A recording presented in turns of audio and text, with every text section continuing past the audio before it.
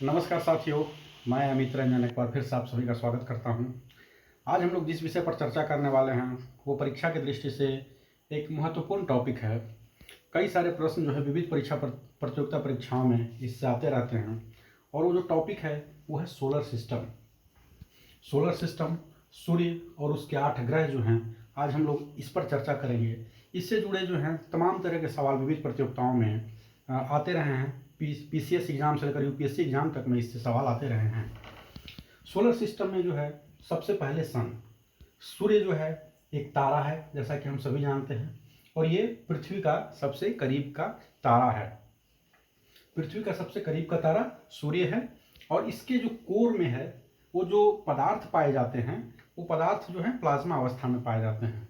यहाँ पर मैं एक बात की चर्चा करना चाहूँगा कि ये जो मैं पढ़ाऊँगा या जिस पर हम लोग अभी चर्चा करेंगे, इसमें मेरी कोशिश यह होगी कि इसमें बात में ऐसे अधिकतम वैसे तथ्यों का समावेश करूँ जो कहीं ना कहीं परीक्षा में पहले पूछे जा चुके हैं। तो मैं यहाँ बात कर रहा था सूर्य की। पहला जो है इसमें सूर्य है और ये पृथ्वी के सबसे करीब का तारा है। सोलर सिस्टम में जो पहला ग्रह है वो है मरकरी। मरकरी जो है सूर्य के सबसे करीब का ग्रह है। इसकी जो है यह सूर्य के इसका जो प्रदक्षिणा पथ है वो सभी सोलर सिस्टम के सभी ग्रहों में सबसे छोटा है। यह सबसे छोटा ग्रह है और यह सूर्य के सबसे करीब का ग्रह है और इसकी जो ऑर्बिट है जैसा कि मैंने पहले बताया वो शॉर्टेस्ट है। तो मरकरी से जुड़े हुए ये 3-4 महत्वपूर्ण तथ्य हुए। सबसे करीब सूर्य के होने के बावजूद यह सबसे गर्म ग्रह नहीं है। सबसे गर्म ग्रह जो है वो दूसरा ग्रह है, दूसरे नंबर पर सूर्य से दूरी में आता है और वो है वीनस, जो कि सबसे गर्म ग्रह सोलर सिस्टम का है। ऐसा क्यों है कि वीनस जो है मरकरी से ज़्यादा दूर है सन की तुलना में, फिर भी सबसे गर्म ग्रह क्यों है? तो इसके पीछे 2 कारण है। एक तो उसके जो वायुमंडल में जो है कार्बन डाइऑक्साइड की मात्रा बहुत ज़्यादा पाई जाती है और दूसरा जो है वहाँ के जो सरफेस पे हैं लावा पाया जाता है।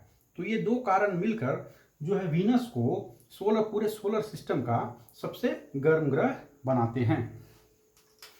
शुक्र को, वीनस को हिंदी में शुक्र बोलते हैं, इसे पृथ्वी की जुड़वा बहन भी बोलते हैं और इसको साथ ही साथ भोर का तारा एवं साय का तारा भी बोलते हैं। मॉर्निंग एंड इवनिंग स्टार के नाम से भी यह वीनस जाना जाता है। वीनस के यहाँ पर मरकरी और वीनस ये 2 ऐसे ग्रह हैं जिनका कोई उपग्रह नहीं है। जैसा कि हम जानते हैं ग्रह जो है सूर्य की परिक्रमा करता है और जो ग्रह की परिक्रमा करते हैं वो उपग्रह कहलाते हैं। तो मरकरी और वीनस का अपना कोई उपग्रह यानी सैटेलाइट नहीं है। तीसरे नंबर पे जो ग्रह आता है सूर्य से दूरी के क्रम में, यहाँ हम लोग ध्यान देने योग्य बात है कि हम लोग सूर्य से दूरी के क्रम में ये पढ़ रहे हैं, न कि साइज के आकार पर या अन्य मानदंडों के आधार पर। तो सूर्य से दूरी के आधार पर जो तीसरा ग्रह आता है वह है पृथ्वी, हमारी प्यारी पृथ्वी जिस पर हम सभी रहते हैं। पृथ्वी जो है पूरे यूनिवर्स का सबसे अनोखा ग्रह है। किस मामले में? अभी तक की जो ज्ञात हमारी जानकारी है उसके हिसाब से पृथ्वी एकमात्र ग्रह है जिस पर कि जीवन पाया जाता है। इसके पीछे प्रमुख कारण क्या है? इसके पीछे 2 कारण है। पृथ्वी की जो सूर्य से दूरी है वह बेहद संतुलित है, न तो यह बहुत करीब है और न ही बहुत अधिक दूर है। इसके कारण जो है यहाँ पर जो है पानी जो है द्रव अवस्था में भी पाया जाता है। एक तो पानी पाया जाता है और द्रव अवस्था में पाया जाता है। इस कारण से यहाँ पर जीवन का विकास हुआ है। पृथ्वी के बारे में हम थोड़ा डिटेल में पढ़ेंगे, डिटेल में कुछ तथ्यात्मक बातें करेंगे क्योंकि इससे जुड़े हुए कई सारे प्रश्न आते हैं। इसका जो वैज्ञानिक नाम है पृथ्वी का जीवधारी के रूप में, जैसे कि मैंने पहले बताया कि एकमात्र ऐसा ग्रह है जिस पर जीवन पाया जाता है, तो जीवधारी के रूप में इसका वैज्ञानिक नाम क्या है? Green planet. और पृथ्वी को ब्लू प्लैनेट के नाम से भी जानते हैं। पानी पाया जाता है, जैसा कि हम सभी जानते हैं 3/4 जो है पृथ्वी पर पानी पाया जाता है, तो ये ब्लू प्लैनेट के नाम से भी पृथ्वी जानी जाती है। पृथ्वी और सूर्य के बीच की जो दूरी है वो कितनी है? 14 करोड़ 96 लाख किलोमीटर, लगभग 15 करोड़ किलोमीटर है सूर्य और पृथ्वी के बीच की दूरी। और यह जो दूरी है सूर्य और पृथ्वी के बीच की दूरी को, इसको 1 एस्ट्रोनॉमिकल यूनिट कहते हैं।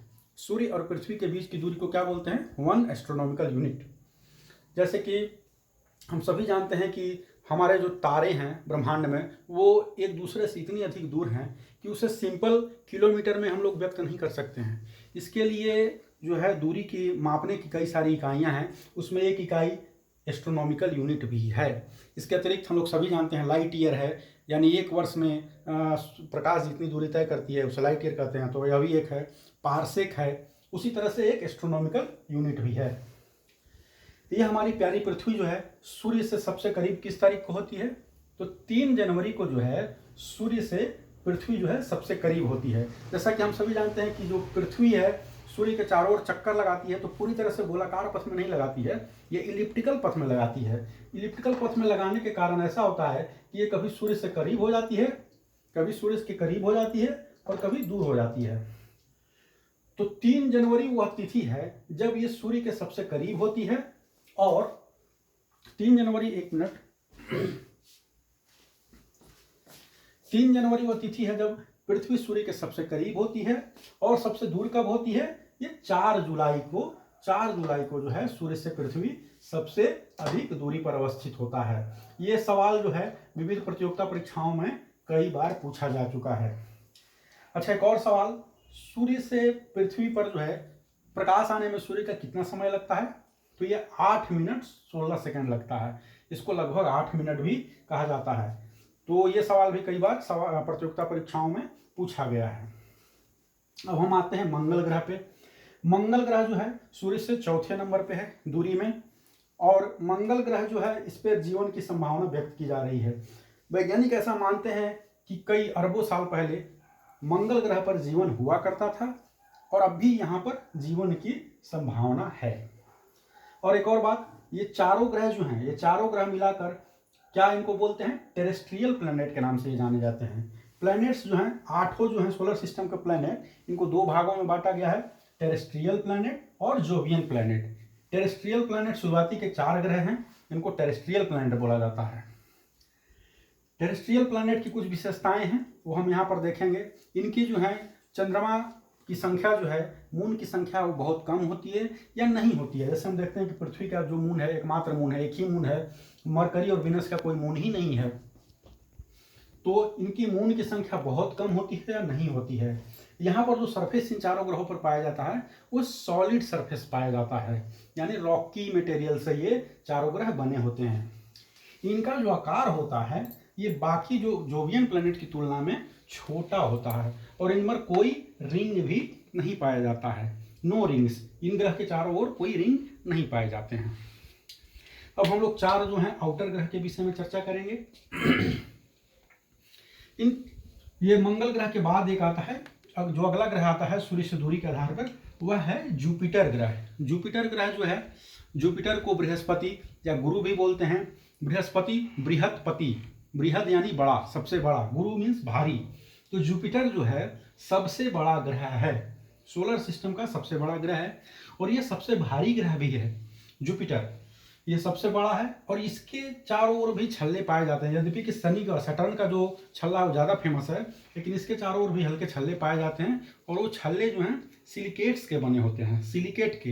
ये सवाल भी यूपीएससी में एक बार पूछा गया है कि छल्ले जो हैं जुपिटर के चारों ओर किसके बने होते हैं? सिलिकेट्स के बने हुए हैं। सिलिकेट के बल्ले जो हैं जुपिटर के चारों ओर बने हुए हैं। जैसे कि मैंने पहले कहा कि मंगल ग्रह पर भी जीवन की संभावना है, लेकिन इसके अतिरिक्त सोलर सिस्टम में एक और ऐसा स्थान है जहाँ पर जीवन की संभावना है, और वो है जुपिटर का उपग्रह यूरोपा। यूरोपा में भी जीवन की संभावनाएं पाई गई हैं। ऐसा वैज्ञानिकों का अनुमान है कि वहाँ भी जीवन पनप सकता है। वहाँ की जो स्थितियाँ हैं वो जीवन को सपोर्ट करती हैं, समर्थित करती हैं, समर्थन करती हैं। जुपिटर और मार्स के बीच जो है कई सारे छोटे छोटे ग्रह, एस्ट्रॉयड, क्षुद्र ग्रह पाए जाते हैं। ठीक है, तो जुपिटर के बाद आते हैं हम लोग सैटर्न या शनि ग्रह, इसको हिंदी में बोलते हैं। सैटर्न के चारों ओर जो है वलय पाया जाता है, रिंग पाया जाता है। सैटर्न जो है सेकंड लार्जेस्ट ग्रह है, और इसमें रिंग सिस्टम पाया जाता है। रिंग सिस्टम की जो मोटाई है, थिकनेस है, वो रिंग बहुत मोटा नहीं होता है, वो लगभग 1 किलोमीटर का उसकी मोटाई होती है। ये दूसरा सबसे बड़ा ग्रह है, जैसा कि मैंने आपको पहले बताया। जुपिटर और सैटर्न को जो है ये हम इसको गैसियस जायंट्स के नाम से जानते हैं। पहले हो गया टेरेस्ट्रियल, और दूसरा आया जोवियन प्लैनेट या आउटर प्लैनेट। इन जोवियन प्लैनेट में भी 2 भाग हैं। पहले जो 2 ग्रह हैं जुपिटर और सैटर्न, ये गैसियस जाइंट्स हैं, इसमें हीलियम, हाइड्रोजन और मीथेन पाए जाते हैं। और जो अंतिम 2 हैं यूरेनस और नेपच्यून, इनको आइसी जाइंट्स के नाम से जानते हैं। तो सैटर्न के बाद जो अगला ग्रह आता है वो है यूरेनस। यूरेनस जो है इसको लेटा हुआ ग्रह के नाम से भी जानते हैं, और ये आईसी इसका सरफेस है, इन दोनों का गैसियस, इसका आईसी सरफेस है। यूरेनस को लेटा हुआ ग्रह के नाम से जानते हैं। और जो सबसे अंतिम ग्रह है नेपच्यून। यह सबसे ठंडा, पूरे सोलर सिस्टम में सबसे ठंडा स्थान, सबसे ठंडा ग्रह जो है ये नेपच्यून है, और ये सबसे फारदेस्ट भी है सोलर सिस्टम में। सन से दूरी के आधार पर ये सबसे दूर का ग्रह भी है। तो हमने देखा कि सोलर सिस्टम के जो 8 हैं ग्रह हैं उनके बारे में। हाँ, जैसा कि मैं बता रहा था कि इनको क्या बोलते हैं, चारों को मिलाकर कलेक्टिवली ये जो है जोवियन प्लैनेट के नाम से जाने जाते हैं। इनकी क्या विशेषता है, इनकी जो आकार है, इनका आकार है इन ग्रहों का, ये आकार जो है टेरेस्ट्रियल प्लैनेट की तुलना में काफ़ी बड़ा होता है। इनके जो मून्स की संख्या है वो अपेक्षाकृत ज़्यादा होते हैं, और इनमें कोई रॉकी सरफेस नहीं पाया जाता है। तो धन्यवाद मित्रों, मुझे लगता है कि इस टॉपिक पर बहुत सारा कॉन्सेप्ट आप लोगों को क्लियर हुआ होगा। एक और चीज़ जाते जाते मैं बता दूं, हमारी सूर्य जो है वो मिल्की वे नामक गैलेक्सी में पाई जाती है। तो अब मैं इस वीडियो को यहीं पर समाप्त करता हूं। Thank you.